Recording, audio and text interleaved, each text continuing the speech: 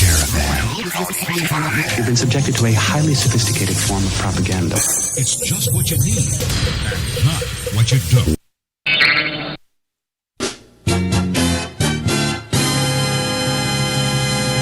Good morning, folks, and here we are once again, the show that never ends. A little sparkle in the background. We'll be adding to that as the season progresses. 'Tis the season, as we said yesterday. Today's show title is the Machine Already in Control? I believe I said, yeah, in control.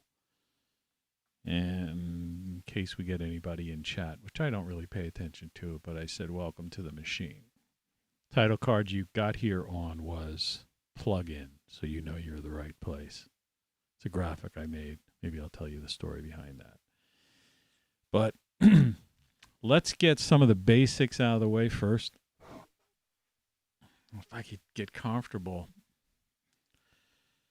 It's warm. I've got some hazelnut coffee. I just slurped up. Actually, it's not hazelnut. It's more Colombian now. And I realized that whipped cream made a difference. And since you're listening to Tony Caravan Live, I ordered cat litter, toilet paper,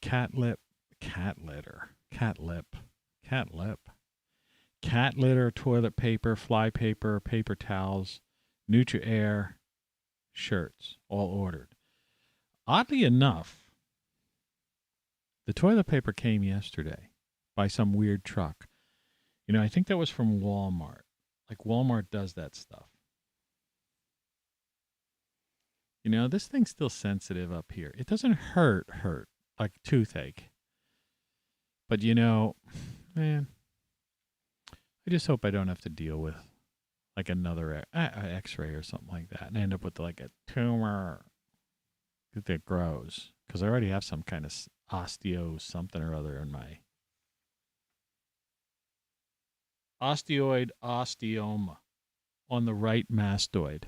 This is right. So it's around that spot. So it's kind of weird. Ding, ding, ding. Let's. The Weather Watch forecast. Okay. Here is a view of the former United States as of about an hour or two ago. And you can see the West Coast is completely cloud covered. I would pretty much guess. I know that they've gotten, I saw something that somewhere up, was it up in Alaska or someplace, got like 28 feet of snow or 24 feet of snow. Do you understand the concept of 24 feet of snow?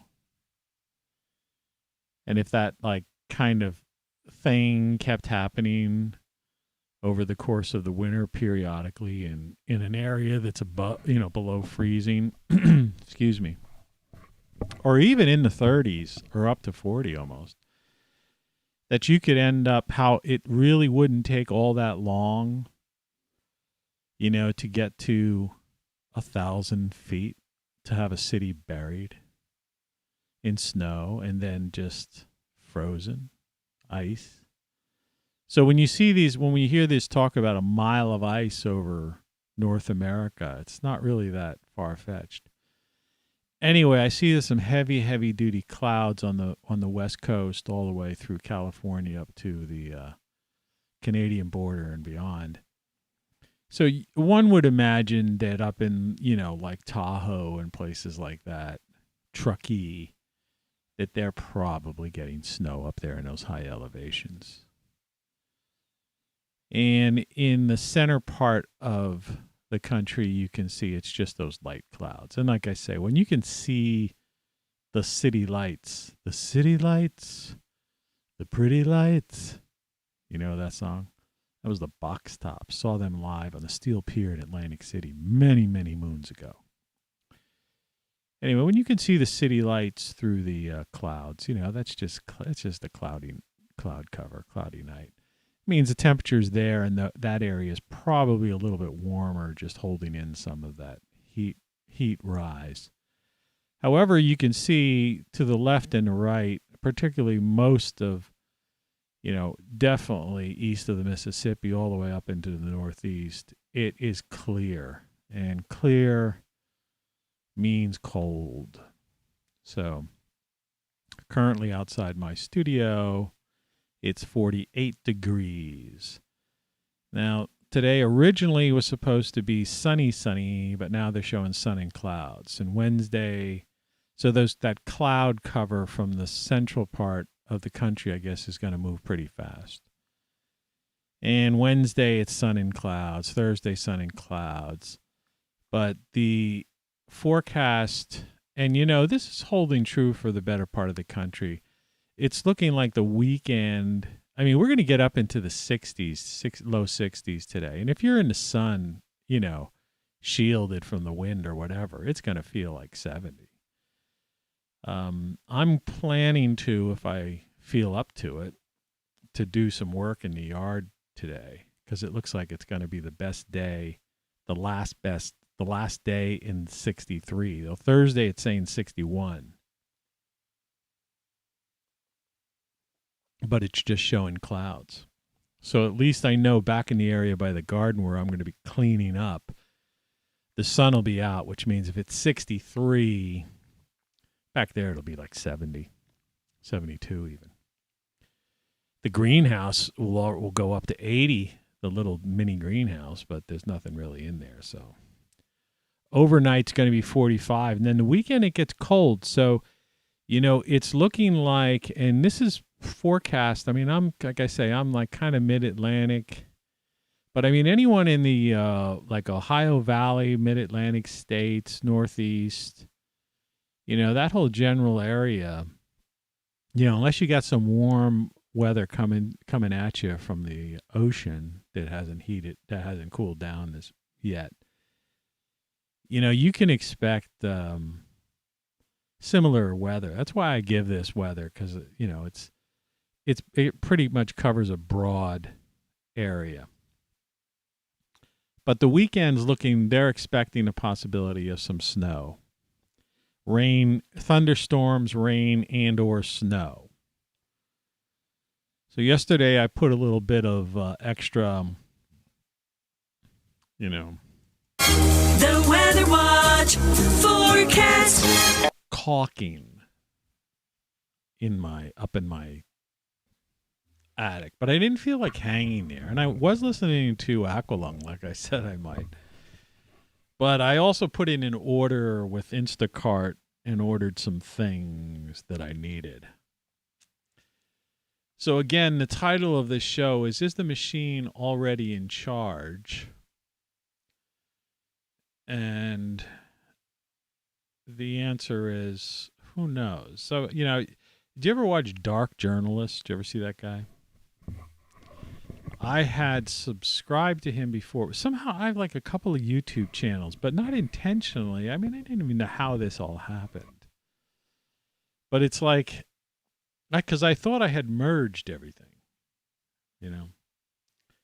And they are merged in one regard, but they're not merged. It didn't merge my subscriptions. So there were places that things I used to watch occasionally that I come downstairs here on this computer, because I have YouTube upstairs in my bedroom on the TV app. I watch it.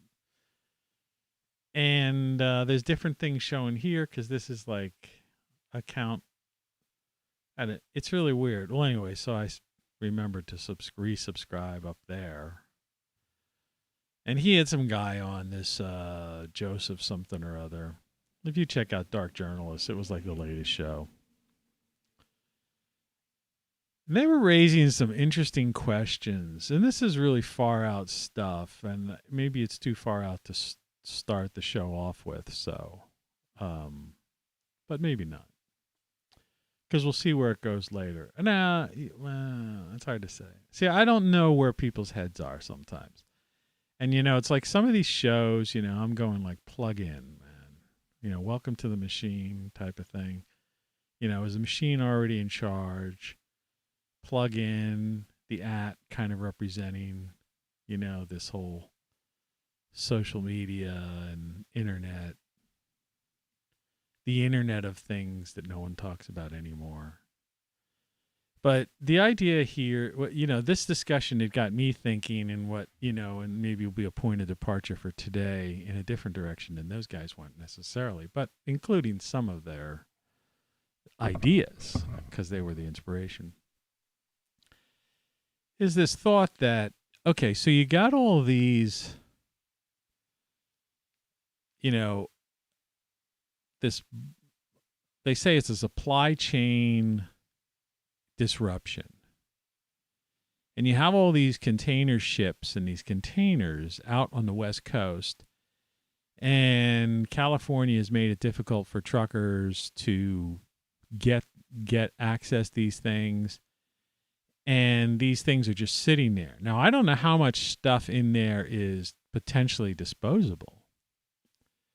Because a lot of this stuff goes to Walmart, or comes from maybe Southeast Asia. There could well be, fruits and vegetables, because, it's not mango season here. You know what I mean? So it's like, are there containers with mangoes and watermelons and stuff? I mean, or whatever. Well, watermelons you could still have here because it's not that late in the season. I mean, but you know what I'm trying to get at.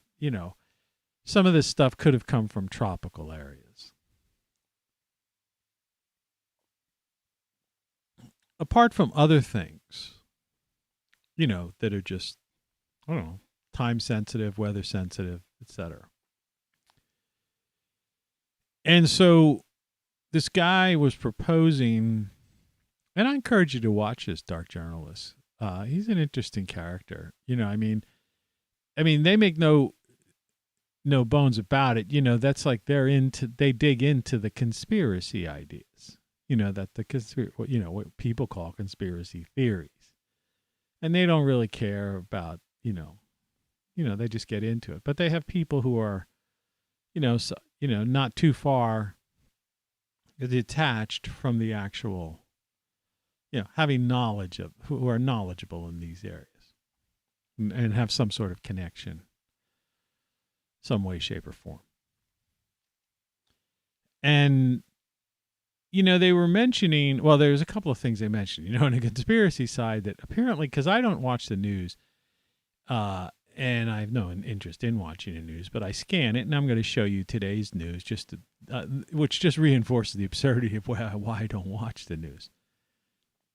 But they were talking that like 50 years later, Biden once again has, just like Trump did, has held back the release of these documents about the Kennedy's documents that were supposed to be released, 50 years after, which was weird to begin with, that they held this, that there was some reason they said 50 years, right? And which, of course, they did. I mean, they piecemeal put some stuff out, but it was either highly redacted or it was nonsense that people already knew. But apparently the juicy stuff or something, Biden has decided, the Biden administration, because let's not talk about Biden because he's not in charge, right? The Biden administration has decided not to release this because this could affect some, people or something or some, something weird. And, they didn't get into like too big a discussion on that, and I'm not either. But it's just like, think about that for a second. What are they hiding? And what even gives them the right? Right? So it's just another one of those things that just is very suspicious. And they wonder why people are, they're distrustful of governments, bureaucracies, and all these alphabet agencies, etc. Right? What are they hiding? It's 58 years ago. Right? I mean, the government wasn't exactly hiring, kids. So, I mean, So if these people were in their 20s, people working on these projects were 20-something, just even 22, they'd be 80 years old now. Most of them are probably dead or nursing homes or care facilities or something like that. So it's not about individuals, right? Unless they're like relatives of the Biden family. But then again, Trump didn't release the full documents either. So what's going on? Neither did Obama or Bush. So, what's going on with that? Who are they what are they hiding? It's not who, it's like, what are they hiding? And to me, I think that's totally downplayed. And the idea that it's just like conspiracy theory, and even, the movie, what's his face made? Early in the morning, takes my brain a while to get started. About, the Kennedy, the movie, JFK. That was like such a mishmash. That was like every possible conspiracy theory thrown into a couple of hours. You know what I mean? At some scenes it was just insane, because there were like, they throw out 6 things in one group conversation. It was like, it was weird. But I mean, I'm glad he did it and all that stuff. But that's not it. That's not what I'm getting at. And that's like, that doesn't even apply to this in a sense. Because, he was trying to create plausible explanations for who or what government or what agencies or whatever might have done this thing. Right? And it just doesn't, So, yeah, it was weird. Oliver Stone. Yeah, I just couldn't think of his name. I had to look it up. I hate when I have to do that. But yeah, Oliver Stone's movie. Oliver Stone. And his son is like on RT, or at least was, and had some kind of show that was about conspiracy stuff too. I haven't watched RT much lately. I've seen some clips from it on YouTube from time to time. Very rarely anymore. Because I think I used to subscribe to that when I was like, this was my main portal to YouTube. And then once I got the app through Amazon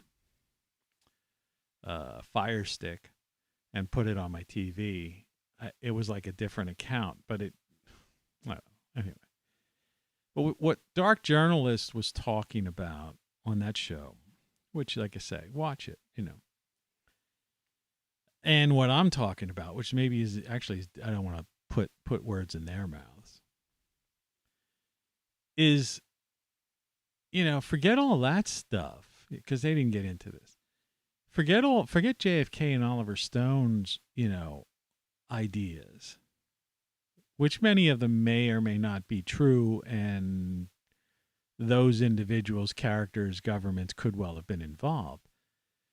The point I'm getting at is that why is this 50 years later, what are they afraid of? Yeah? Doesn't make sense. There's so many things today that don't make sense. That's why I'm saying, who's really in control of things, right? It's like, and that was something that they brought up too. So it's like, I'm almost hitting them on two points.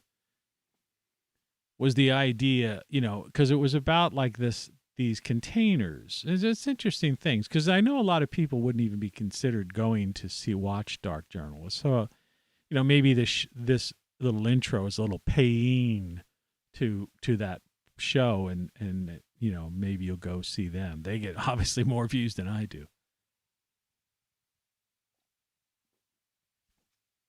But, they threw out this idea that I'm pouring coffee right now. I'm half tempted to go in the other room and put some whipped cream in, but that would only just like make this, colder or quicker. And right now it's still like hot. It's not hot. It's just hot enough.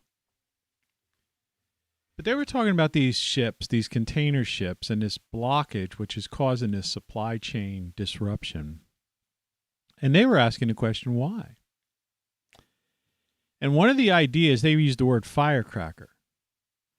Because there was some remark that General Miley, who should have been fired, remember he was the guy who stole the nuclear football from Trump and stuff like that?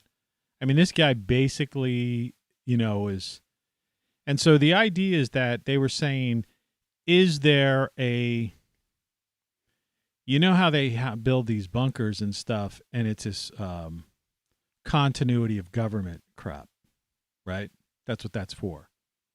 So that if there's ever any kind of thing, that's so Cheyenne Mountain and all these other places, that one place that they publish, you could go in and tour now, I think, or something. It's under some hotel or something. It's not like they keep this stuff a secret, it's well known and publicized, and the government admits it and talks about it, that they have these shelters to protect the government officials, and that there's continuity of government. And that's one of the reasons why underneath the Capitol and all those places they were doing all that construction and stuff, so that the people could just go downstairs and get out and go into tunnels and, who knows, be swept on some high-speed train somewhere. Right? All these noises people hear in neighborhoods. It's digging underground is what it is. Right? These big machines that are just boring holes like worms, right, in the earth. Which really are useless if there's ever some kind of crazy event that occurs, because the geomagnetic aspects of that would just fill those tunnels like lava tubes, kind of like, before I get too far into this, or even I could put it while we're talking, like La Palma, which, this is taken from the Spanish site, press site. As you can see, you don't really see any jets shooting out of there. So I don't know what it was like last night or whatever. This is the most recent picture. This is from today.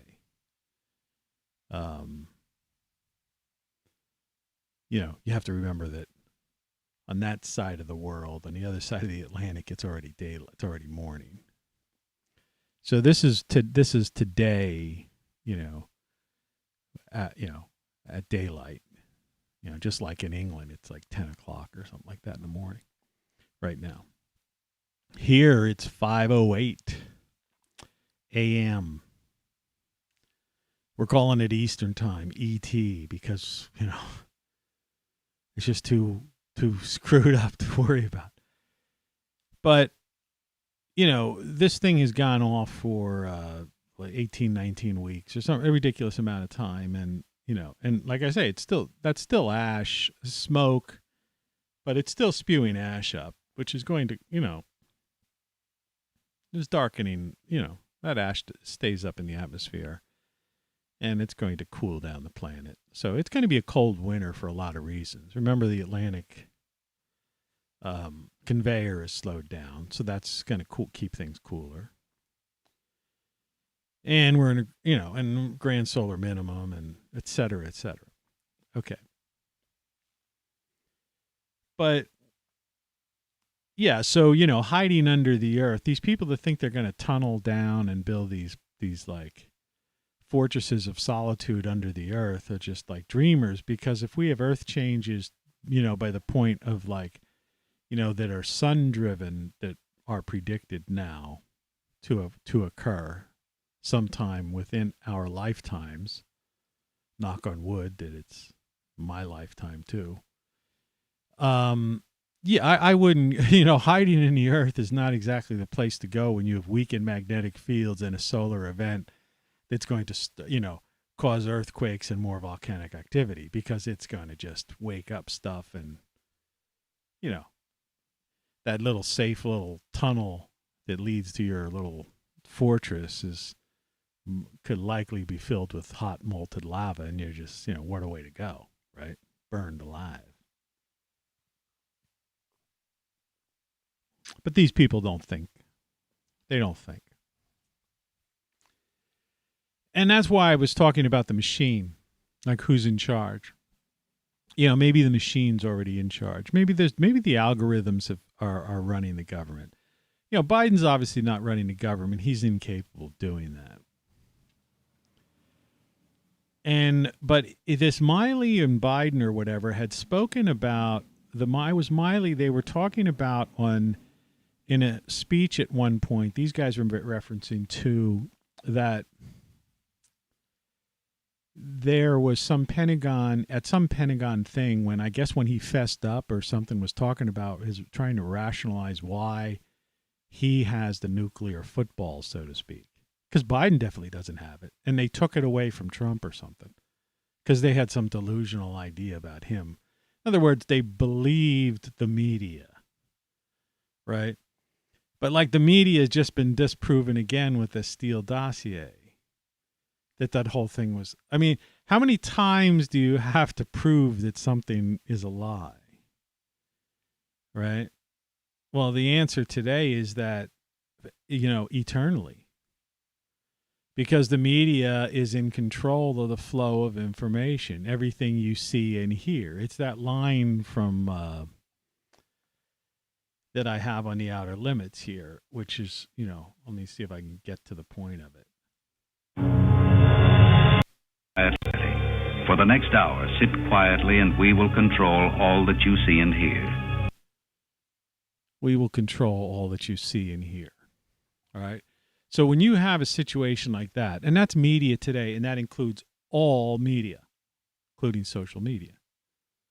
But it's cable, radio, television, satellite, Facebook, Meta, Instagram, TikTok, Twitter, Parler, is that still around? Minds, Rumble, BitChute, Locals, just add to keep adding to the list, right? So, Hour, sit quietly and we will control all that you see and hear. Yeah, that's the world we live in today. We will control all you see and hear. So when you have people or algorithms or whatever that are controlling all you see and hear, then there's no such thing. Then the lie is eternal, right? To the average individual who's closed-minded, right? Who's brainwashed, conditioned, indoctrinated, propagandized, whatever you want to call it. I don't know why my CPU is jumping up, not doing anything. So, so they had this idea that this guy apparently during one of his speeches was trying to say that that they were upping their forces on the East Coast, naval forces, and saying that you won't get through. And the reference was like that supposedly he was talking about the cartels getting drugs through. Right? Which really is meaningless because we have open borders now. So the cartels are back to their old game, getting through any way they want to. So the idea is who was he talking to about you're not going to get in. And so then you have this, then on the West Coast, you have this pile up of ships and containers. And it's not as if none of them are getting released, but it's as if they're going through them and inspecting them. And so this guy had said, well, what if they put a firecracker in there? Now, the word firecracker is like kind of code word for something, which you could probably imagine.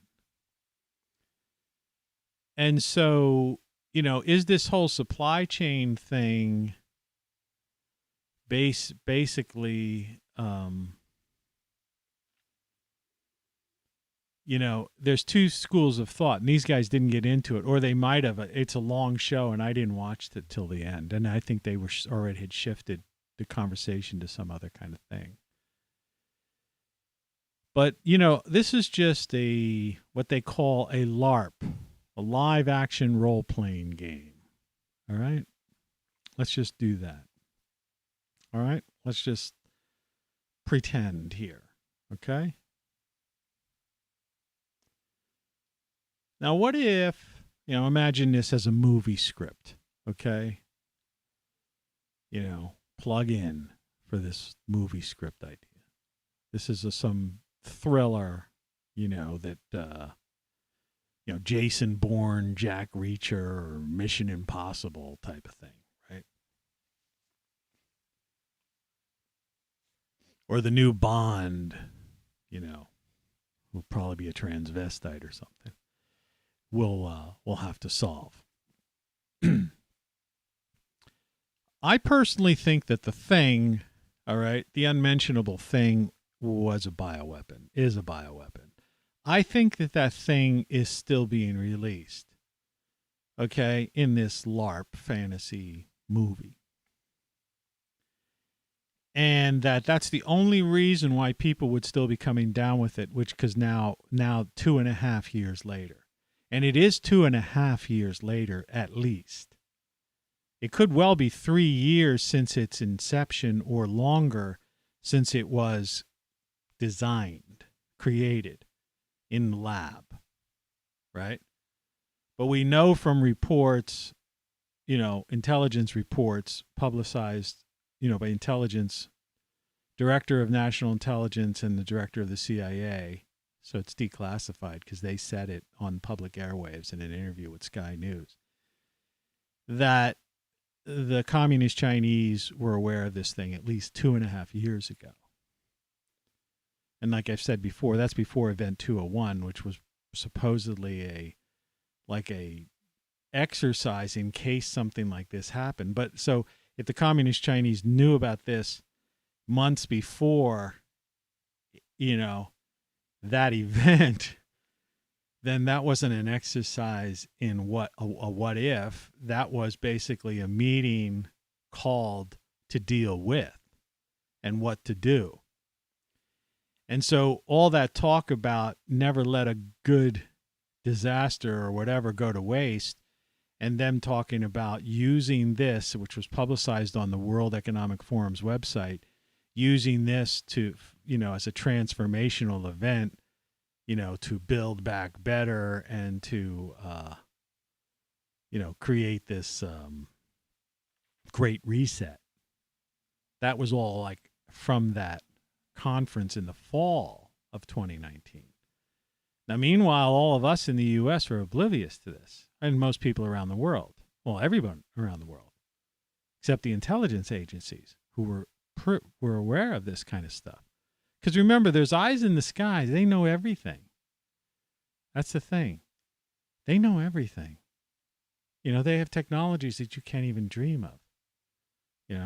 And Trump's admitted that, because he was kind of a semi-blabbermouth type of guy. But he didn't come out and release the, classified information, but he would say, man, we have stuff. We don't even need to use nuclear weapons. We have stuff you can't imagine. But I can't talk about it. Someone says that to you, right? Like, I've got a secret, Well, what is it? Don't tell me you got a secret and then walk away. Which gets back to that whole Kennedy thing. It's like, well, what are they hiding with that? 58 years. Like what? But I mean, that pales in comparison to what I'm about to tell you in this LARP, live action role-playing game, movie script idea for someone out there who wants to make a film. So the basis story is that these people create this biological weapon for the purpose of toppling the major power in the world. And they have it all planned to be released innocently through a holiday in which because they are the most populous country on the planet, and they have this holiday that people know about, and their people go home to celebrate that holiday, that would be their method of dispersion, and no one would be the wiser, right? And so they waited until that holiday came. Now, meanwhile, they had the Event 201 who knew all about this and could have nipped this in the bud back in like September or October, right? And the intelligence agencies knew all about this back in the summer of 2019, all right? But they decided to stand down. It's like, remember the stand down in 9/11? I know it's a real conspiracy theory stuff, but remember that? They were, there was like exercises or whatever, and they were told to stand down. Okay, so this is a LARP. Well, this is a movie script. So this holiday comes, and they start sending these planes to Italy, all over Europe, and then the west coast of the U.S., and even into New York. And the next thing you know, by January, all these cases start popping up. At least hit the worst, because they were like one of the first destinations of these planes from communist China.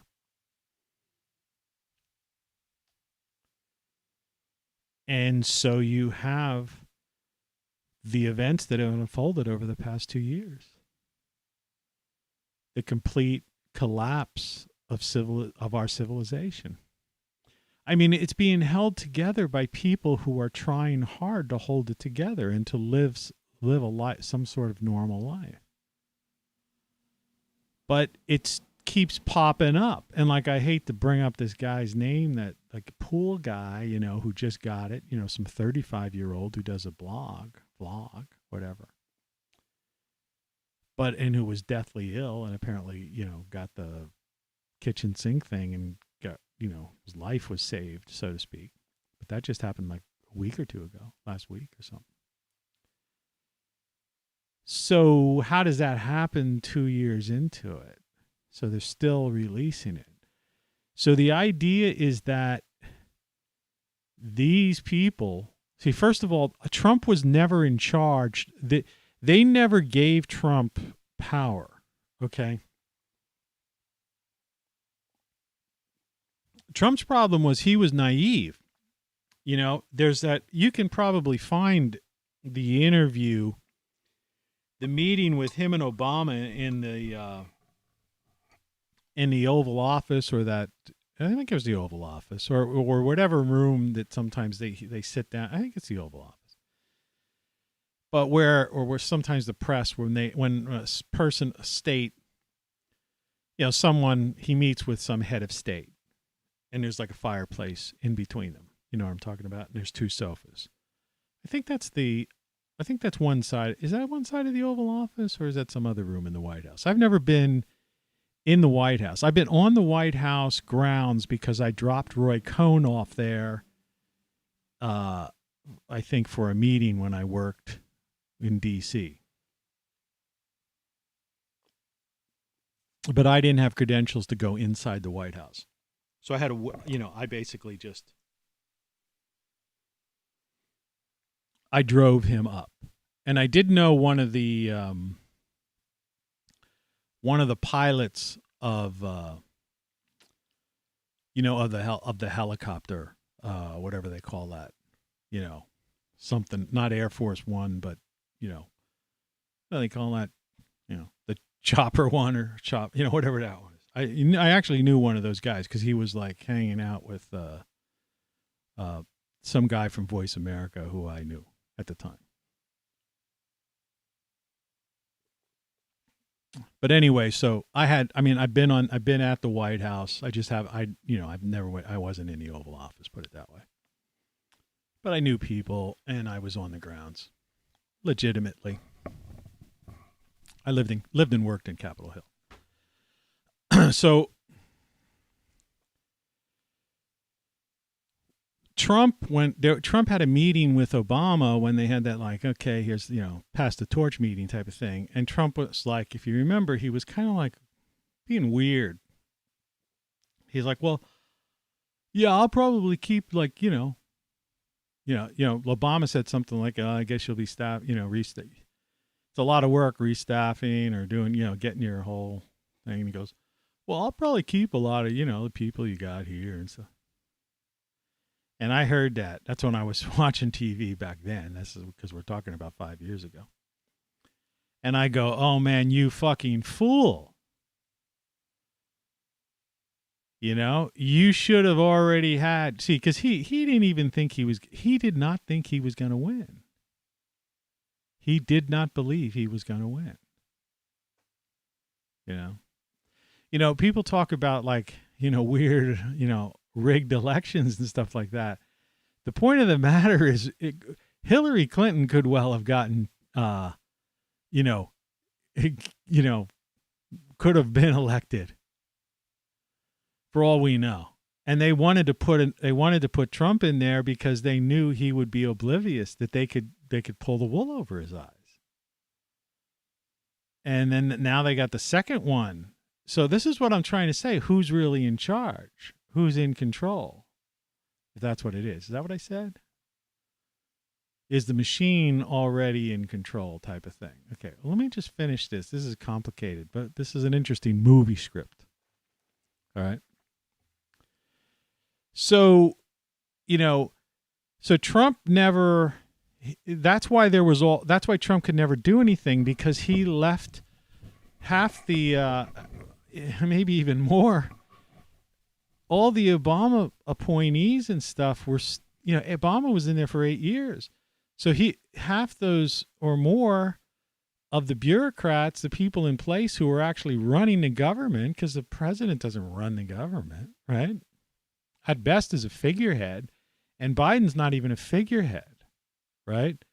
Because Biden's an embarrassment, But that's, that these guys were also talking about that idea that the reason that we're not being totally attacked right now is that because our enemies don't know who's really in charge, so they don't know. It's like a mystery to them. So they're scared. They're in effect, by having this Dummkopf, walking around, which way do I go? I want ice cream. The thing. They know he's not in charge, right? And then they know he's on weird medicine, like that thing where he's like pointing, no, they didn't let them get their children, and wants to give $450,000 to, like, immigrants, like so $500,000, right? I can't pay my dental bill. I mean, and then he gets, like, really, like, crazy, like he's on some kind of crazy drug, or he's, like, losing his freaking mind. Yeah, that guy's a basket case. But it's not that Trump was a basket case. It's just that Trump didn't understand government because he was an outsider, and people who follow Trump admit that. And that was the thing why he had all this support, because they wanted an outsider in there. But the problem with an outsider in a corporatocracy, which is a bureaucracy with millions and millions of people, and after an administration it was in for 8 years and has put all these key players in key positions who really run the government and the military and all that stuff. So Trump never had control. So he could only do certain things. And even the things he did, they would, like, delay and play games with him about it, right? So we've had basically, and it's hard to believe, but we had 12, we're into like 13, going on 14 years of the Obama administration, in effect, right? No, 15 years. What am I saying? 8, 12, no, 13, 14, like, close to 14 years of the Obama administration, more or less. But, Obama wasn't really in control either. And certainly Bush wasn't. You remember that whole pretzel incident with Bush? And, where I said he was like bitch slapped? Because he probably said, hey, I'm the president of the United States. I'll make that decision. And someone cracked him on the side of the head and said, you're nobody. You'll do what we tell you to do. And he said, oh, I was reaching for a pretzel and I hit my head on the table. Remember that? See, people don't know that. They don't, because they don't remember that incident. See, I used to pay attention back then because I was into politics. I'm no longer into politics, but see, I haven't lost my memories of these key events that to most people were like, they didn't even pay attention to it. Yeah. So, for 21 years, because Clinton may well have been the last president. And they had decided the neocons and the neoliberals, because remember, it's not one party. This is a corporatocracy. By the last term of remember, George Sr., who's now deceased, was a CIA guy. And he was the guy that had Bill, whatever his name is, William.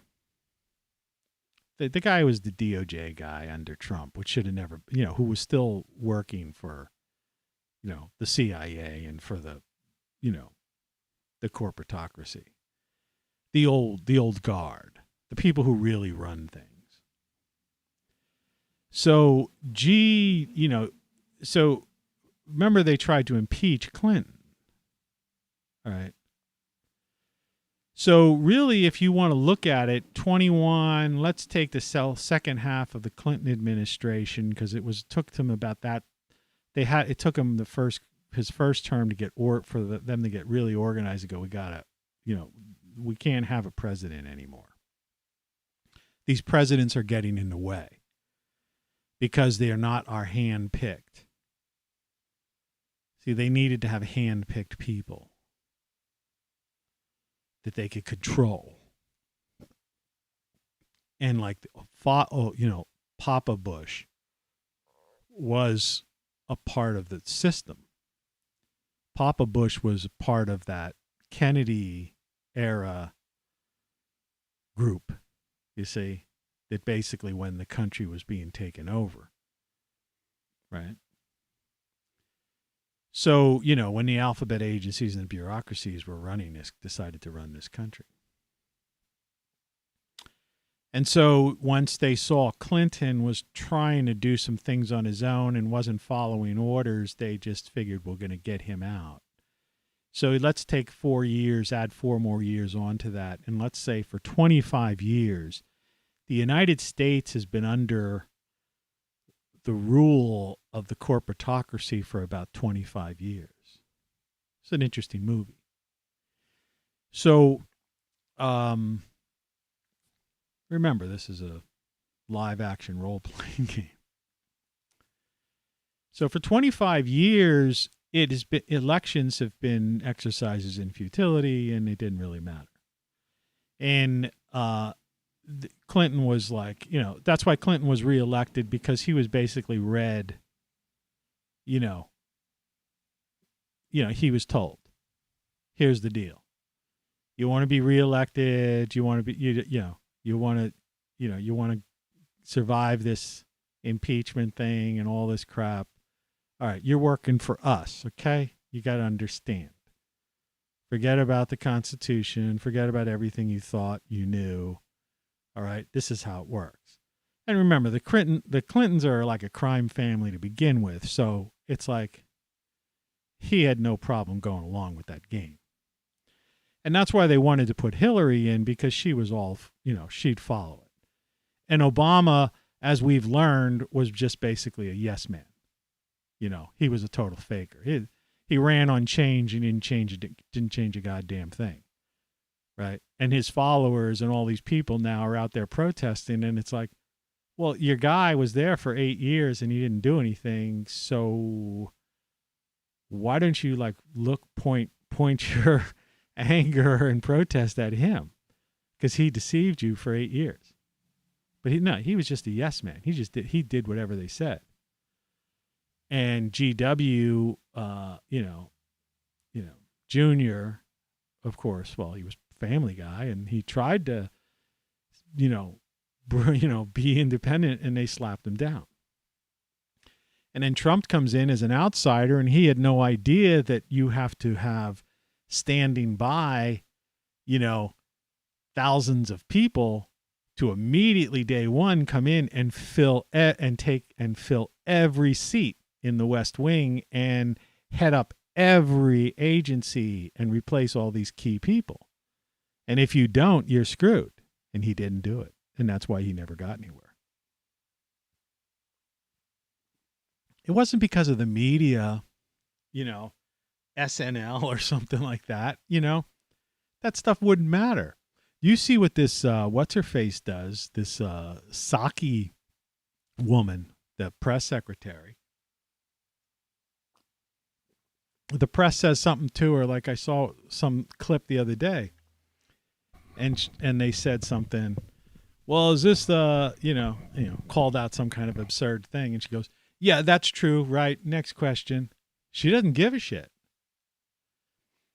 And and Trump, they used to try to argue, and he would tweet, and he was playing the victim. So for 25 years, this country has been under the control. Call it the machine, whether you want to call it the political machine, and now most recently, who knows? So anyway, so back to these container ships and these containers. So are they trying to bring in the one that's going to take out 15 to 30% of the population? In other words, this one that they sent over was just a test dry run to see how we would respond. See, in a military action, sometimes you'll run. You want to test your enemy's defenses. All right. When before you do this, because you want to see what their strengths and weaknesses are. And so they sent over this thing, right? During that Chinese holiday, and they found all of our weaknesses. And so now they've got, in these containers that, so the government who's aware of this, the defense DIA and the Pentagon people and the alphabet agencies, right? Who run the government. The government's a corporatocracy / bureaucracy. That's what it is, Even big tech doesn't really understand all of this kind of stuff, I'm telling you. And so they think that maybe, the final blow is in those container ships. And that this Christmas, because the U.S. is Christmas crazy, and all that stuff's going to be distributed through Target and Walmart and Amazon and stuff, right? Because people buy all this junk. It's like yesterday I was saying, you give a gift, a real gift. Don't give bright and shiny objects, stupid trinkets, or things that are trending. So the idea is that perhaps the reason they're holding this up is they're trying to see, they think that the final blow, the thing that's going to totally topple the U.S., like really topple the U.S. We're talking about, like I said before, 60 million people dead, 100 million people, almost dead. In other words, the country comes to a screeching halt. It's over. People from government to all walks of life, to industry, to even big tech and the corporatocracy and the banking system and Wall Street and everything. This would be so widespread and so many losses of life that it's like the total destruction of the United States.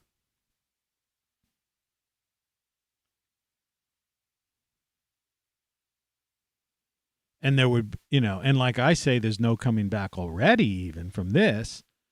I mean, from that that's a civilization, killer. And that's the thriller. And so you imagine that movie. And that's what I would say was going on. And that's what this supply chain disruption is about. Isn't that screwed up? And the question is, are they smart enough to have the communist Chinese smart enough to have thought this through? And while the focus is on, looking at ships coming in from the eastern side and through Cuba or through the Gulf and container ships and, coming in on the, down in San Diego way, are they going to bring this? Is this thing already coming in some other way?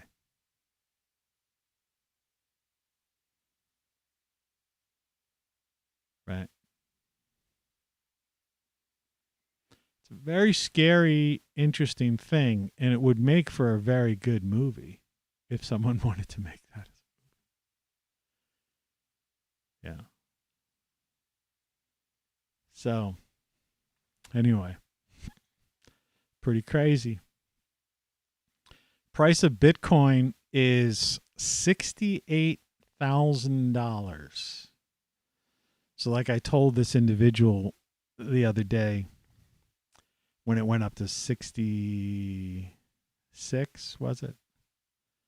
So this is another 2,000. If you had 3, that's an extra 6,000. Yeah. I mean, there are people making like buku bucks on Bitcoin right now. See, the question is knowing when to sell, right? Because right now, if you look at the graph on the right-hand side, this is just the month of October to the present time. You can see we've broken the record now. We're approaching 70,000. So $68,000 for something you could have bought for $100. If you'd have bought 10 Bitcoin, right, $1,000, you could have charged it on. Pretty much most people have had $1,000 credit card. Most. If you charged it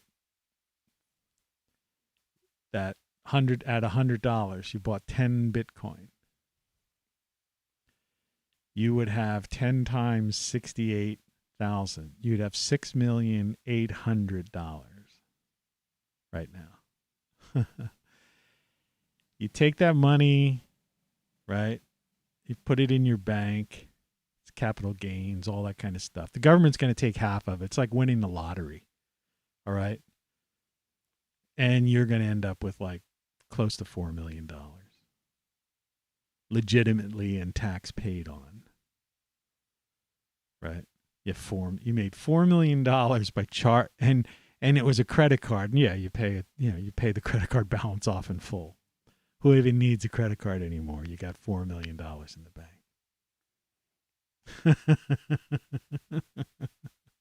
For $100. For $1,000. Charge it on a credit card. What an asshole I was. I didn't do it. But a lot of people did. I mean, even if you just bought one Bitcoin for $100, you got 68 grand now. So the question is now, it's like casino gambling, is it going to go to 70? When do you sell? JP Morgan said it's going to go up to 140 some. Will it? What if it went up to 100,000? So 10 times $100,000.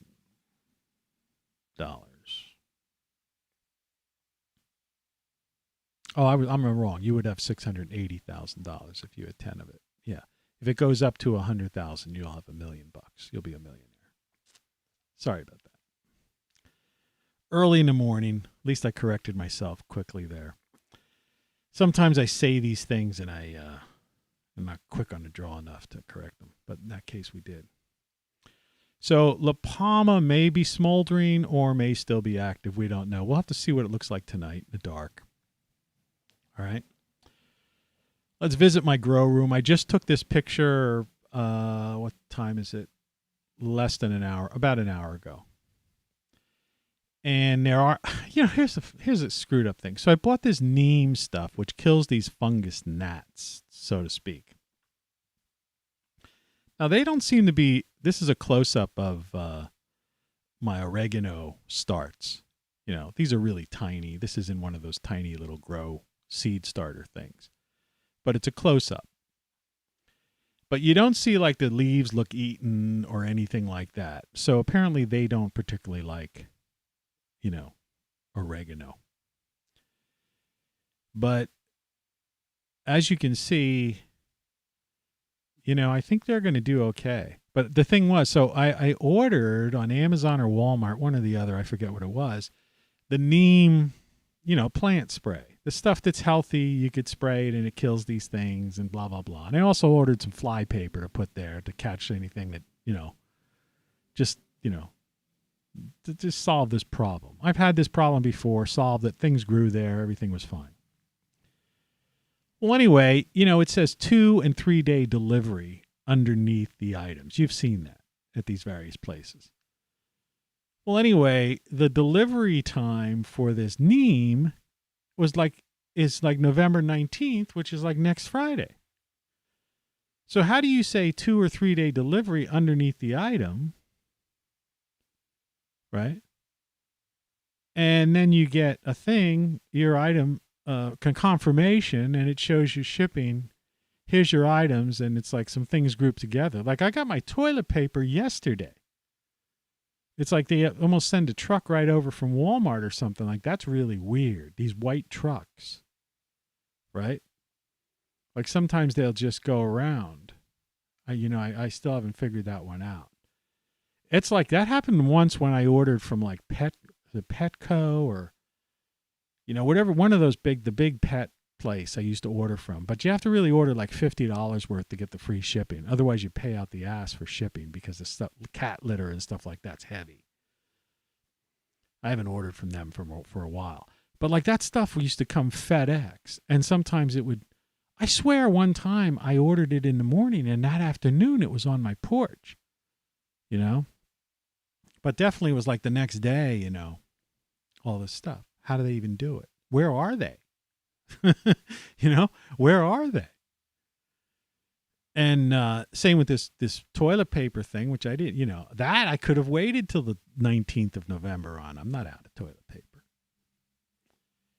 But the stuff I wanted, right, to keep, because I'm growing these starts, and I have the radishes and some other things in there and some other seeds. And I saw this morning when I went in to take this picture, I saw some little microscopic, they just look like little gnats. That's what they are. They're just gnats. They call them fungus gnats or something like that because they, something to do with the soil or something. But they're gnats. And it's because there was one plant I brought in. A friend gave me a plant and I had it in my greenhouse. And I brought it in because it would have died out there. It was a plant, and there must have been some bugs in there. So and eggs or something. So, man, you do a favor, and then. So anyway, yeah. So 2 weeks, figure that out. But anyway, the oregano's looking good. So hopefully 2 weeks from now, I get. The fly paper and this neem, stuff that solves this, kills these things off and whatever. And they'll transplant these into some bigger containers. All I want is one big, healthy oregano bush type of thing, plant. That like my cat, I showed you my catnip things, that I could pull a couple of leaves off when I'm making a sauce or something and put some fresh oregano in it. You know what I mean? Right from my house, grown indoors, year round. And I have some, I think in the back there, the fuzzy stuff, the one that's a little blurry, that's parsley. And that grows pretty wild too. So yeah, that's all I'm looking for, you know. Anyway, that's the grow room. And this is a sun that's been pretty active lately, though. So it's heating up the inside of the magma inside this planet because our magnetic field is weak. So, you know, whether or not La Palma, you know, after 2 months of craziness, and this is a crazy it was crazy. And it may well not be over yet. But still, like I say, there are other ones, and I'll bring you, you know, some other ones. But now let's just go to some goofy news. I really don't, like I say, I hate the news. But I only bring this up to just show you the absurdity of this and like how things just don't make sense and how we're all being diverted from that previous story I told you, which you may want to go back and listen to again. And also go visit Dark Journalist and hear their take on it, which wasn't as intense as mine, but basically covered some of the similar ground, but they didn't take it to the area. They were thinking firecracker, right? As in, you know, something like that. But I'm saying no, because I think this whole thing was a dry run to test our defenses and this, you know, to feel us out. And this big one, which if you watched Rand Paul's interview with that guy begins with the F, who's responsible for this whole thing, who funded this whole shebang, you know, years ago, and continued funding it, you know, until he got busted. He talked about this other one, you know, this is right in Congress. The senator basically said this right in Congress. It was on TV. You probably could still find the YouTube video of it. He said he brought up the idea that there was one that had would kill 15 to plus % of the people. It was designed to kill 15 plus % of the people. And I don't remember if it was 15 to 20 or 15 to 30, but I was averaging out saying, man, if you took 20% of the U.S. out, that's 60 million people. And that's, you know, that's death counts. You've never seen anything like that. See, you can't compare that to go back to the, you know, the turn of the century and say, well, all the, typhoid fever killed such and such. It's like, no, you don't understand. It's like I said before, and I misquoted. I made a mistake with I replaced thousands.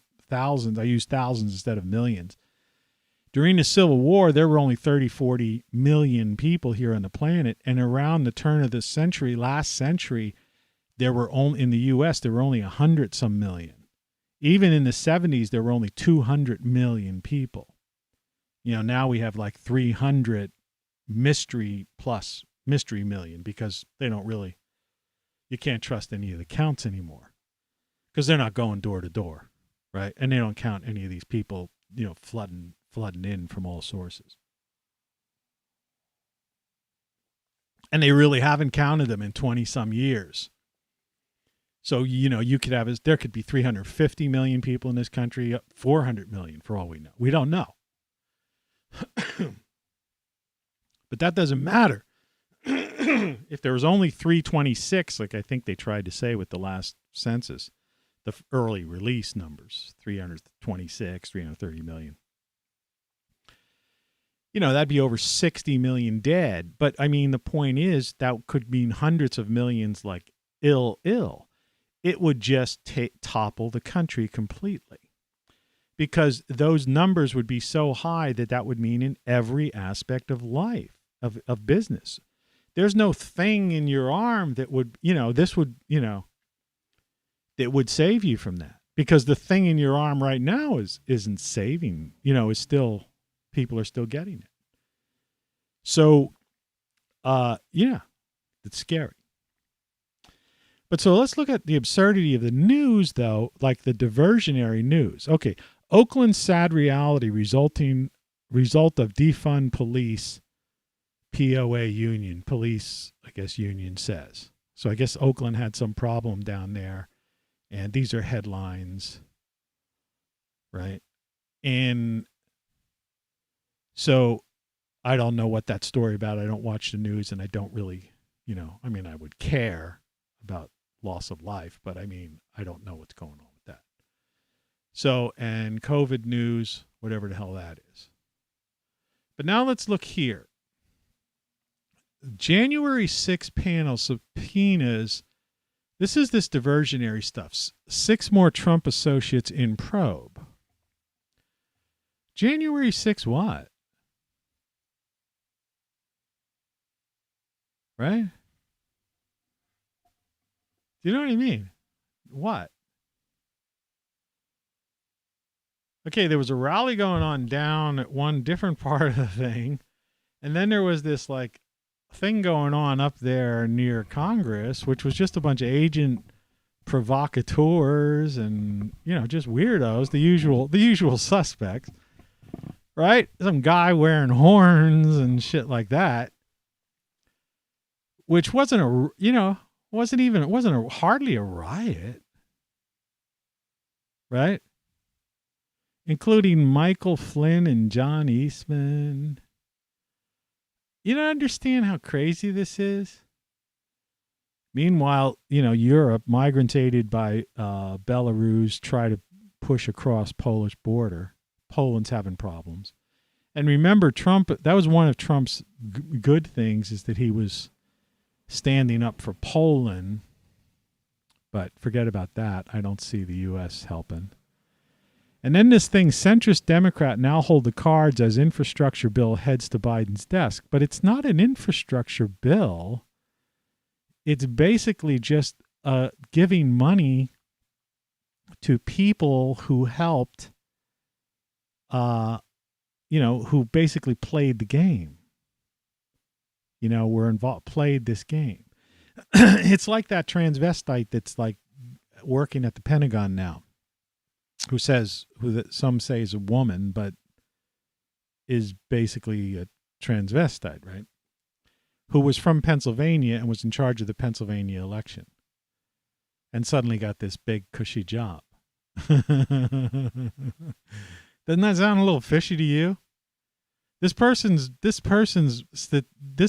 experience was they were a state election board control person, whatever, right? In charge of whatever, certifying, like dealing with that election certification crap.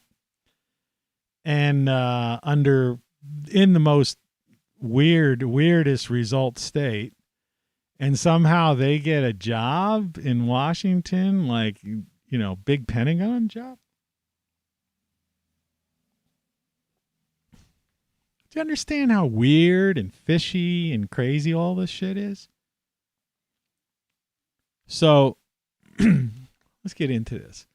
So is the machine already in power? Plug in, right? Now, I don't mean plug in like, welcome to the machine, Pink Floyd. Oh, speaking of which, before we get into like the meat of the show, somehow I got the music hidden down here in the bottom. I got so much stuff now. Today's featured album is Pink Floyd, or Pink Floyd. I'm not going to feature Pink Floyd's Dark Side of the Moon because, or The Machine, you know what I mean? Because it's like, I think everybody knows those. Those are kind of timeless things. Like Dark Side of the Moon was on the Billboard charts, like is the longest, has been on the Billboard Top 100 or something albums, like was the longest running thing. So everybody knows that. And, the type of people today who are into this kind of thing, they know Pink Floyd. But what they might not know necessarily is Fleetwood Mac Rumors, which is kind of a semi-mellow album. A lot of women like this album, okay? And unfortunately, I have a live version. When I used to be on the radio, we used to be affiliated with Westwood One. And I used to run Westwood One concerts. They used to have these weekend concerts. And the way they would send them to you, it wasn't a satellite downlink. Sometimes they would.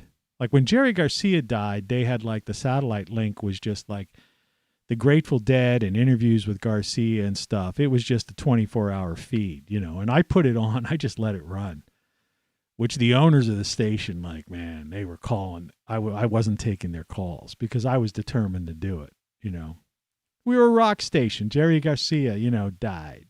It was like, forget it. The Grateful Dead's gone.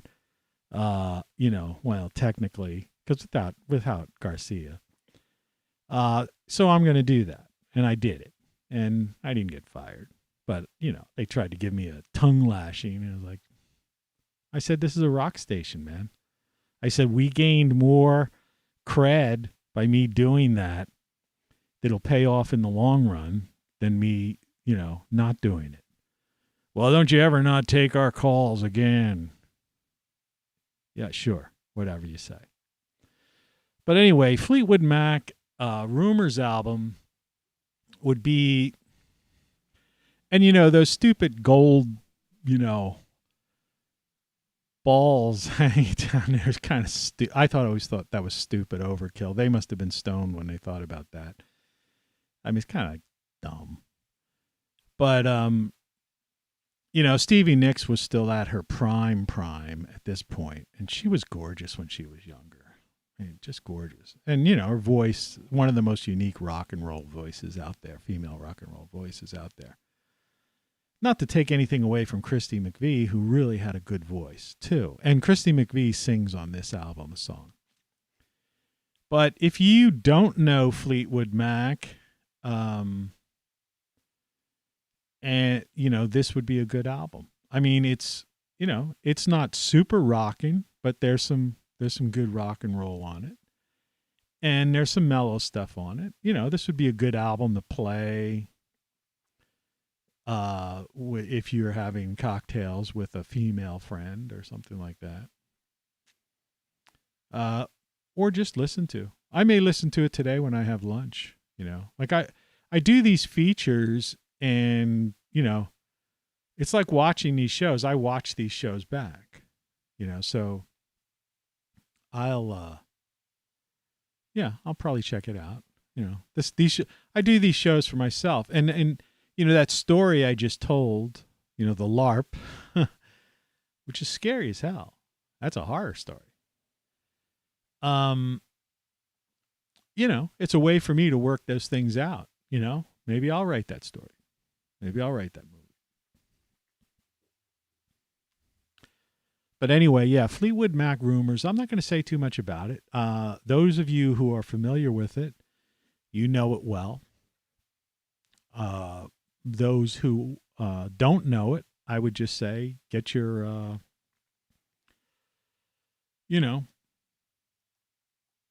voice assistant to play it for you. And let's just hope that the fifth generation has AI. So Fleetwood Mac Rumors album. Oh, what I was trying to tell you is that when I used to subscribe, was affiliated with Westwood One, to these rock concerts, all right, they did a live concert of Fleetwood Mac, a song from this album. That, how I told you that the live version, we did those live albums, and I was telling you, if you think Born to Be Wild by Steppenwolf, you think that's a kick-ass rock and roll song, and you want to get on your hog and drive down the road like in Easy Rider or something. You have no idea what the live version of Born to Be Wild sounds like on Steppenwolf Live. Okay? Well, again, same goes with this album. Though this album is well produced and it's good and the songs on it work. And unfortunately, this is, this Westwood One concert is not released, and I do not believe I have it here because I don't have anything on this this is just my sound effects computer. But in the hope that for some stupid reason,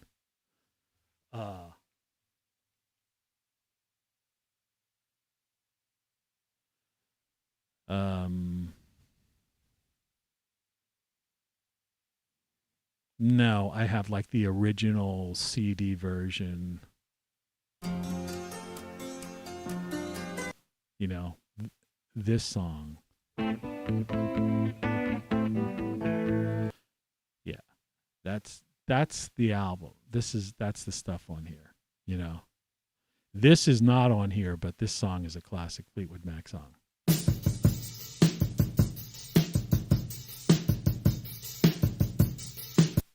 Now let me stop it so I don't get a copyright hit.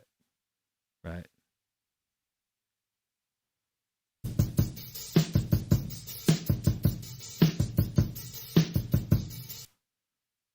There's a lot of intro there. I don't know if they know that. Like if there's a code in there or not. Let's look a little bit more. See, hopefully I don't get a copyright hit for this because I want you to hear, you have to hear the guitar.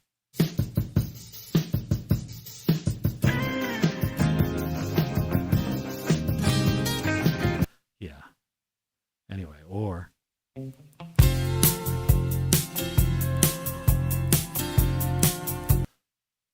imagine how cooler the show would be if we were able to play music. Anyway, Fleetwood Mac Rumors, those songs aren't all on it. But it's worth listening to. And Fleetwood Mac in general is a band worth revisiting because they're kind of forgotten, you know, in a way. And some of those songs that I just played are songs that, like, you don't hear a lot, right? But what I was looking for, I was hoping I would have had the live Westwood One on because there's a version of a song from this album that was produced live that were two songs blend. They just merge them together the way I guess they were performing them on tour at that time. It just blows you away. And when you listen to the album version after that, it's reminiscent of, like I was saying about Born to Be Wild. It's just like somehow the original single or album track just never comes to life the way after hearing it performed live. And there's so many artists that aren't as good live. You know, I mean, it's a party scene, it's loud and people are into it, but they don't really capture, you know, it. In other words, their live performances are either they shoot to do it as good as, right, the single or the album track, right? Or it's just not as good as, right? Because they're not able, you know, as opposed to certain bands that basically just supersede and go beyond, right? So if you like the track and go beyond. And I'm not talking about ones that then some distort it so much that it kind of pisses you off because you want to hear, it's that thing like, you know, it's an interesting thing to talk about musically. It's that thing that you like the song. If it's your favorite song or one of your favorite songs, you want to hear it and you want to hear it as close to what turned you on with that song as possible. And sometimes you get these bands that they're out there and they're thinking, well, screw that, you know, which is disrespectful to you who have made them superstars, right? The reason they're making this on this tour, making all this money now. And then they decide to just play the song differently, right? And think they're being like cool or something. And it's like, no, man, that's not what you do. Your fans came to hear the song. Now, if you want to do what like Steppenwolf did with Born to Be Wild, where it was true to Born to Be Wild, but just taking it to a level of guitar and stuff that was like mind-blowing, or like Fleetwood Mac did in this particular live concert I'm talking about, which it was the song, okay? So you got everything you wanted out of that you loved about that song, but they just like I say, turned it on, turned up the you know, the gas or whatever. But I don't like these guys. I don't like these bands that like they do this thing and then they start like, and you're going, wait a second, man, that's not the song. I didn't come to hear you butcher your own music so you could think you're cool, or you don't want to play the same song. I'm tired, you know. Like you get these guys on tour, right? I'm tired of having to play the same songs over and over again. It's getting boring. Okay, well, guess what? End the tour, right? Or quit the band and just hire some studio musicians. The audience is there to hear the hits, hear the songs, okay? I mean, unless you're a jam band. If you're a jam band, it's a totally different story, right? You know, if you're, jazz or jam bands, yeah, that's a different thing. Fish notoriously used to just come up with these outrageous things, and it's, if that's your thing, that's fine, but not if you're a pop band, so to speak. Okay. Hits. And you got an audience that paid $100 now. It's expensive to go to a concert, right? Or $60. I don't know. And so, don't screw somebody over. It's their night, man. Some guy might have brought his girlfriend or some girl he wants to be his girlfriend to some show because the two of them really she likes that song or something like that. And then you go off on the deep end on it. Just my little advice as somebody, thank you very much. As somebody who's written 50 songs, recorded them. As a pop star myself, legend in my own mind. I don't have any of my live songs here. Well, I have the Last Girlfriend one. I think I played for you once. No, that's not the one live. Oh, no. No. What was the last? Oh, Happy Night. I originally wrote this song when I broke up with my college. Yeah. Anyway, broke up with my college girlfriend. Anyway, Fleetwood Mac, worth checking out, revisiting if you know it. If you've never heard of Fleetwood Mac, that era or whatever, it's worth checking out. And unfortunately, you'll never find that Westwood One thing. I have a copy of it if you come over to the house for a couple of drinks. Bring some brews, stop over, and I'll open up the bar. I'm ready to drink, I'm ready to drink. I'm ready to open the bar. It's a holiday season.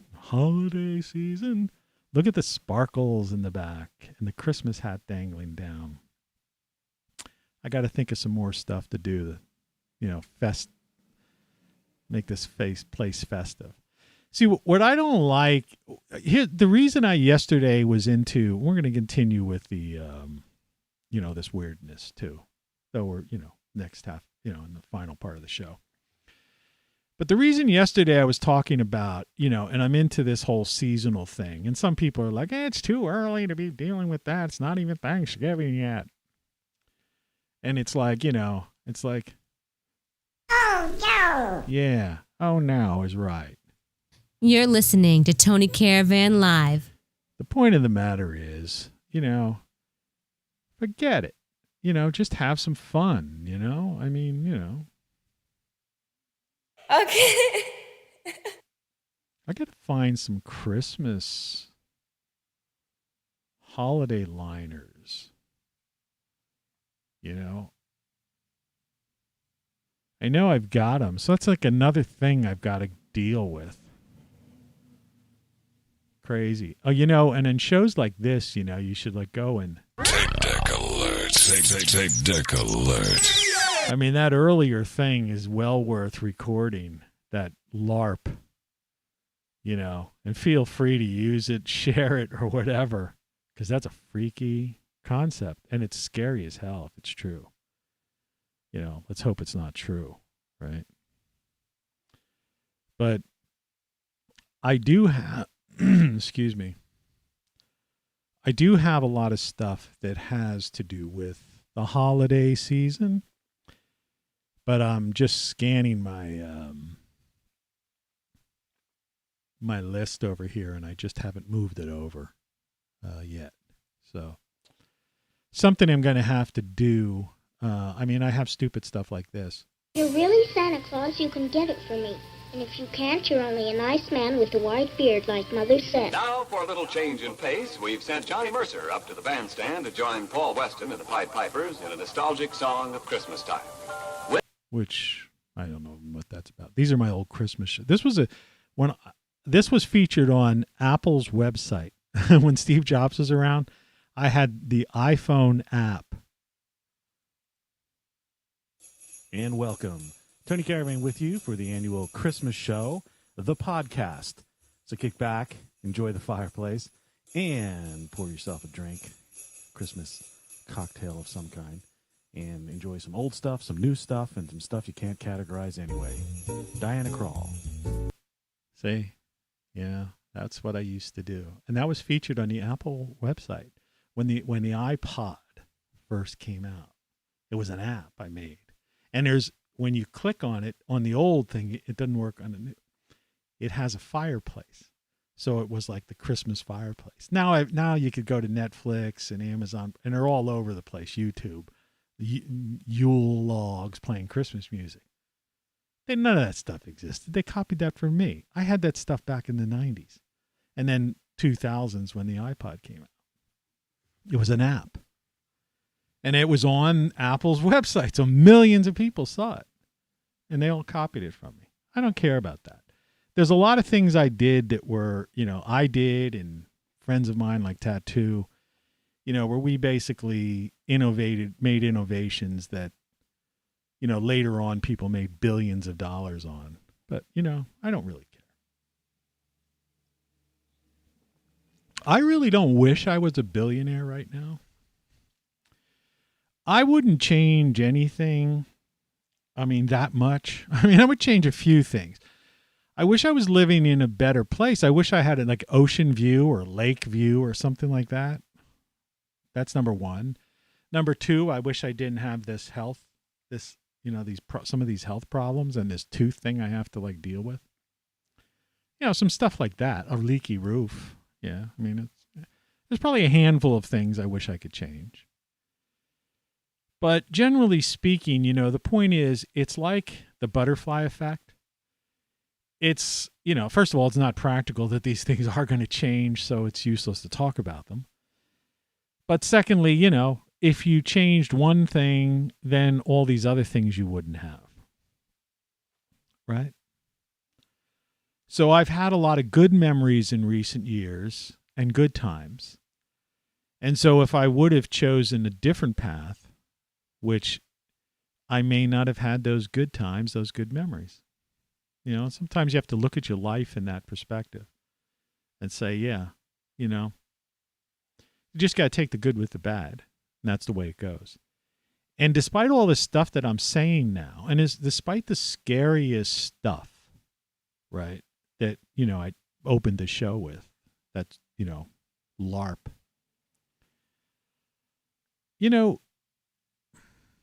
Let's hope that's not true. And let's hope, you could live your life the best you can. And like I say, and I stressed and said a lot yesterday, and I've said over the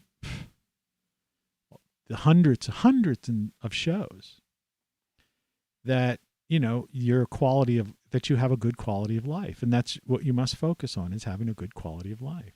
And sharing that quality of life with others and helping others have a good quality of life. And the idea is, I'm not this thing that says plug in is not what I'm suggesting.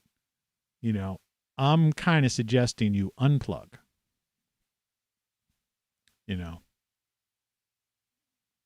Right? But I'm putting it this way just to be, kind of,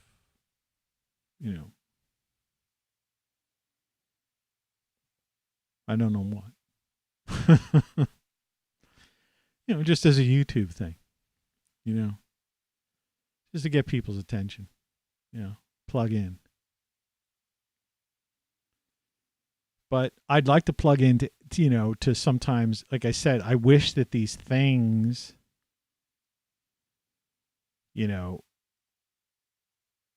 let me just down, I'd like to plug into that.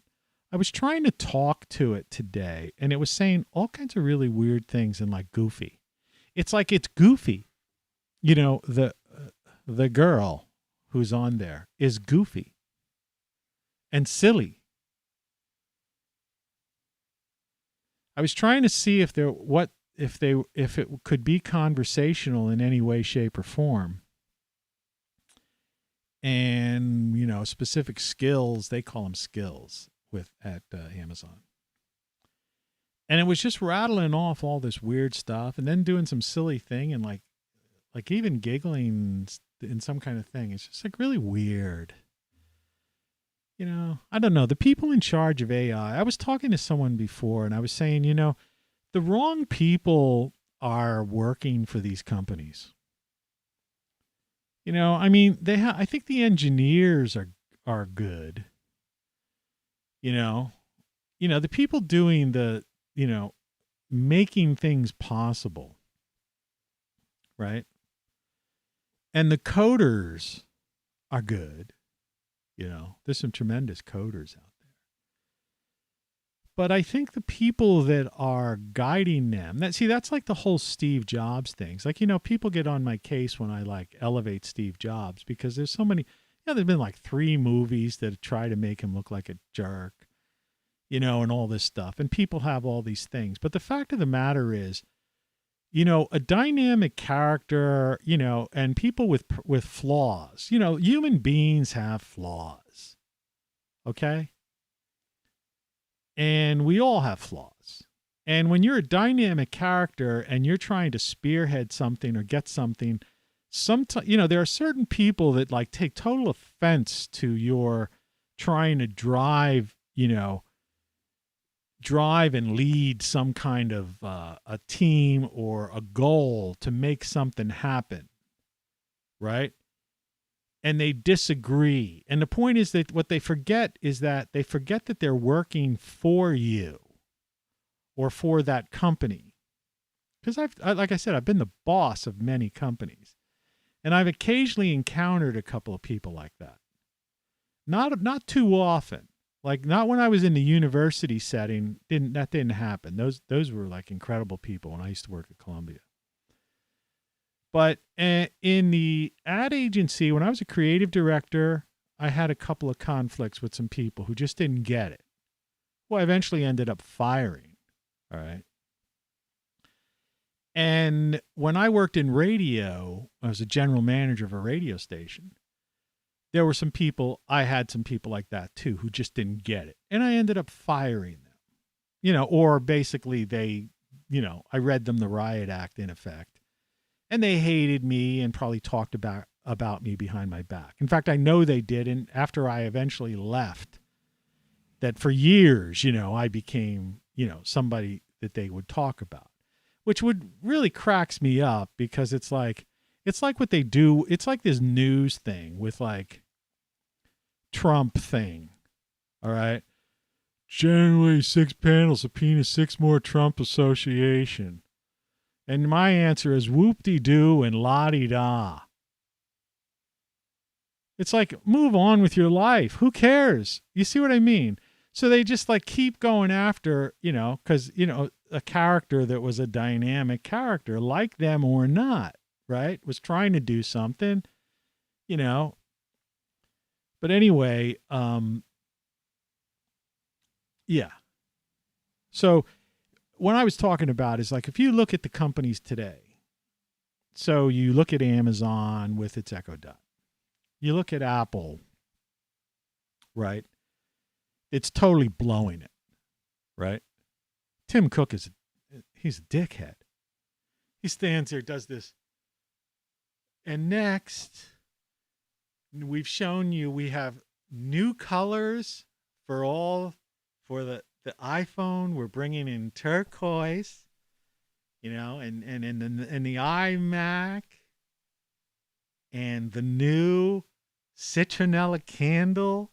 I mean, voice assistant. It's like, man, where's Apple glasses? Where's AI? why does Siri, why can't I just say, hey Siri, tell me this? No, I got to push a button, right? And then half the time when, even on the phone, it's like it either gives you an answer. Sometimes it gives you an answer, right? But other times it says, I found this on the internet or something, right? And then there's like I've got to read some microscopic thing on a smartphone, right? Some result, or go to a website, right? That's your iPhone update, iPhone 13. Great. Yeah, it's a frickin' camera that's got FaceTime so people could be in lockup and could like watch a movie together. It's like, look, you never take a date to a movie. You know why? Because you don't talk during a movie. Right? The last thing I'm going to do, I guess if you're a married couple or you're living together and you want to watch a movie together, that's great. But it's 2 hours of non-conversation, right? Right? Unless you're going to make out during the boring parts of it and, just the idea of having your arms around each other turns you on. But it's like, a date for me is looking into someone's eyes and conversation. And that's what I'm trying to get. And I think these people, because they've taken, and this is an interesting thing, and, it's a worldwide problem,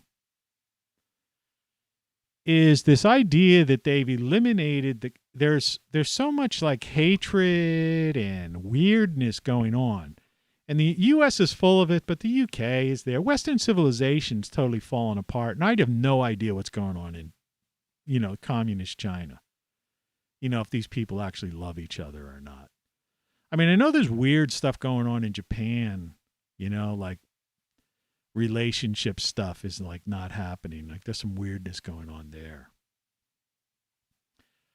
But what America always had, more so even than Britain,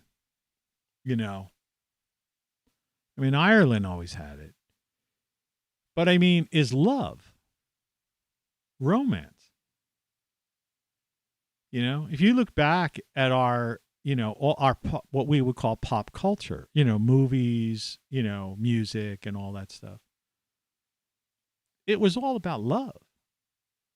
Right up until, the late 80s, until suddenly you start until the poppy heroin, things started taking over, the Seattle sound and the heroin alternative and stuff.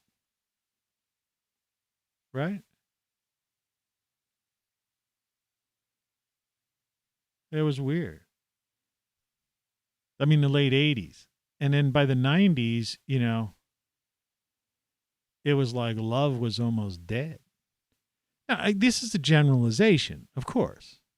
It's a major generalization. There's millions and millions and millions of people who are romantic and falling in love and, who are still preserving what is, that part of what makes us human. All right? Whatever the case may be. These scientific, neurologists, well, it's a chemical reaction. Love is produced because, of the need for procreation to,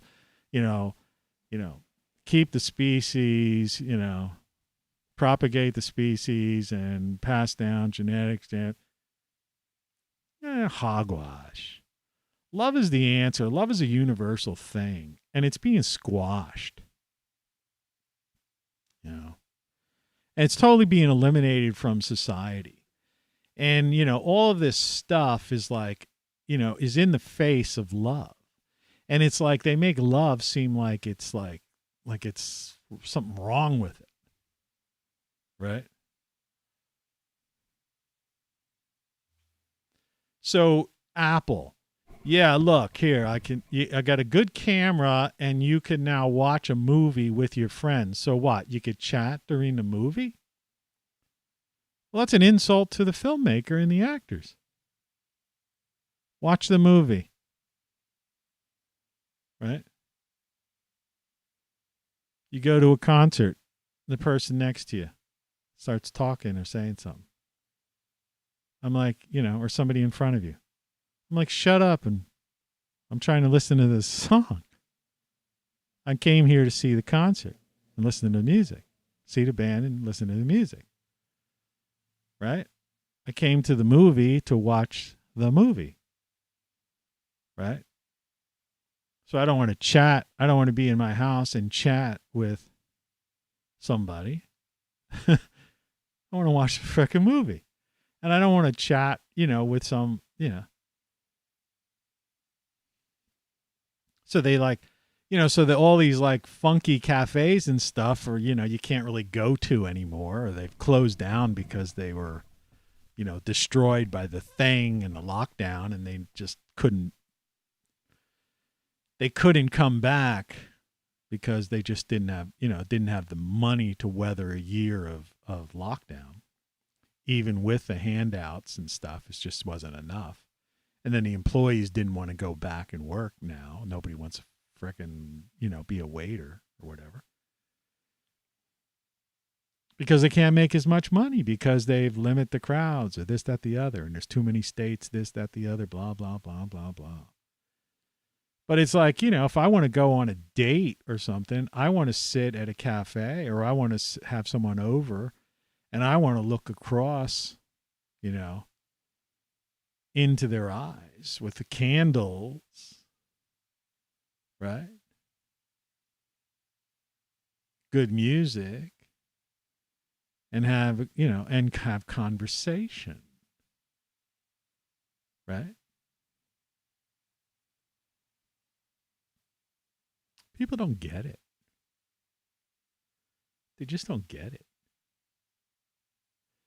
And so the people working for these companies, and this is what I was bringing to Steve Jobs up, is they don't have people spearheading, quality, their products for the quality of life of the end user, as they would say. Because the people themselves don't understand what quality of life is. Their whole life, and they've been brought up in a diversionary culture that doesn't have pop culture. Pop culture is politics and the news, right?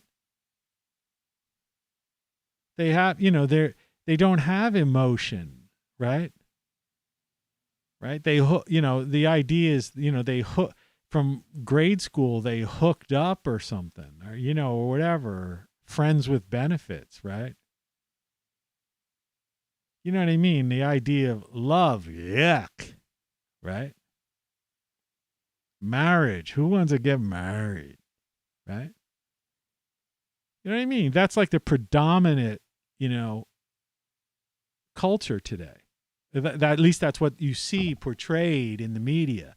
And these devices and all this electronics, computers and AI and VR and AR, which I love, right, are not pushed into the idea of quality of life. And it goes beyond just love, right? I'm just saying that's the example, of how stupid, Tim Cook is, like, and it'll come in turquoise and the camera is much better.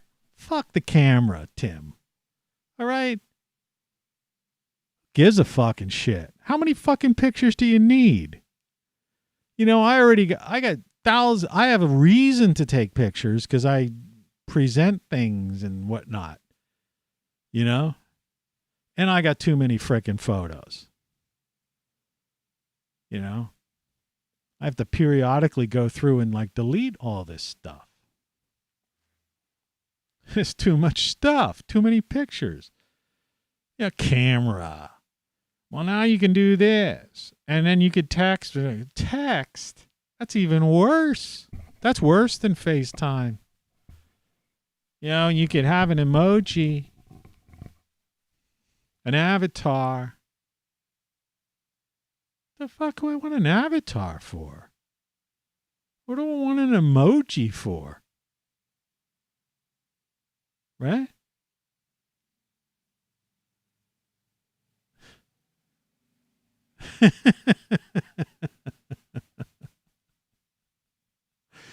It's ridiculous, man. Really funny. Really funny. What do you mean I'm funny? It's funny, you know. Yeah. What a frickin' avatar. Texting. Emoji. Grown people doing it too. Oh, man. Plug in. Now do you understand what I'm trying to say? Garbage truck. I put 2 bags out. Well, I did bring the bag down from upstairs when I went upstairs. Got rid of some of that crap. But no, man. It's just freaking crazy, you know, when you think about it.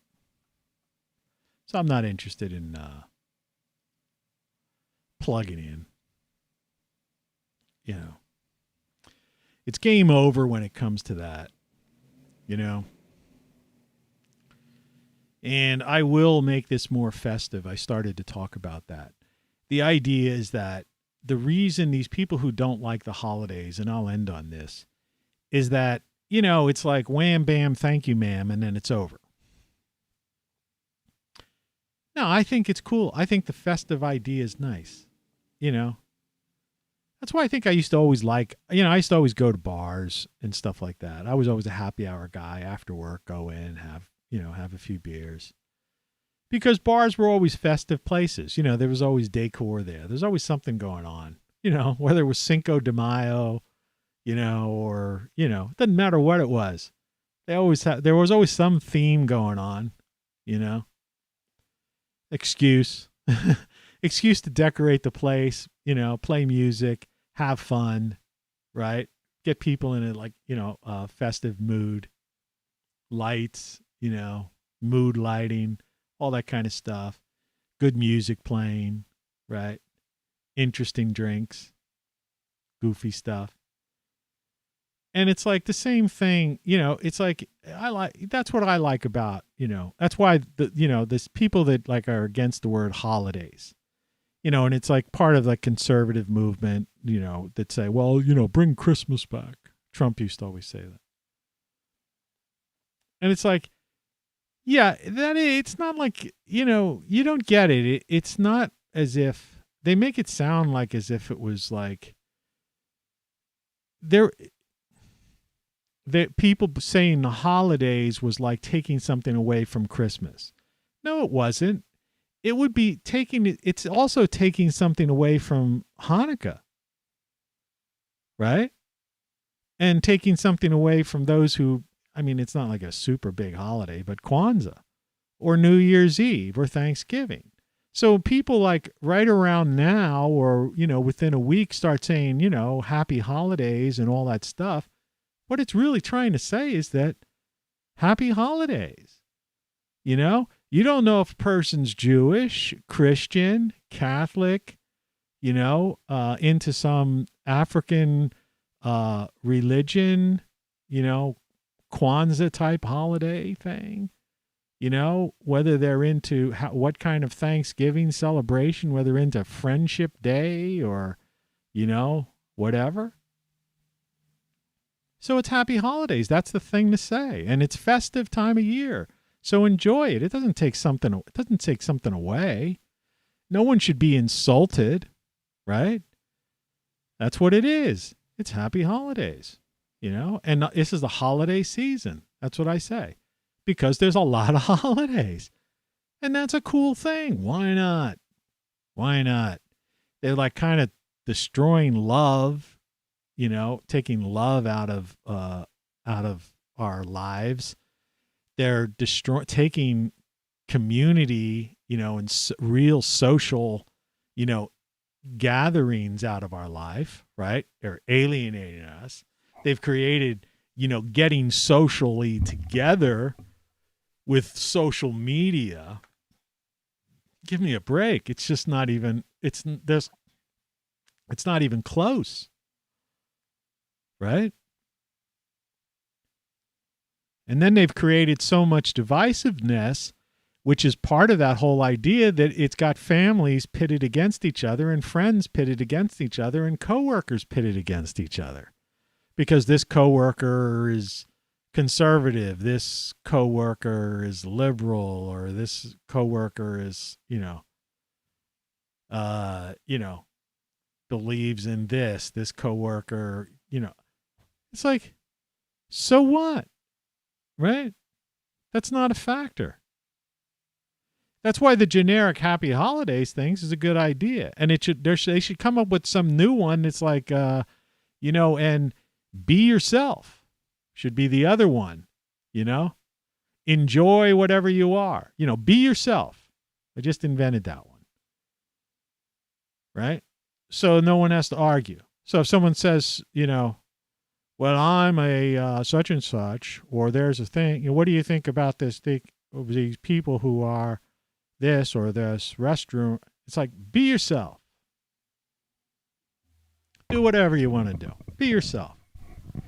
I'm not telling you what I feel about it. It doesn't matter. Maybe I don't feel anything about it. Be yourself. Do your thing. It's none of my business. It's none of my business. Right? And it's none of your business. What I do, my life. Right? Be yourself. And happy holidays. It's the holiday season. Good morning. Anyway, that's about all she wrote.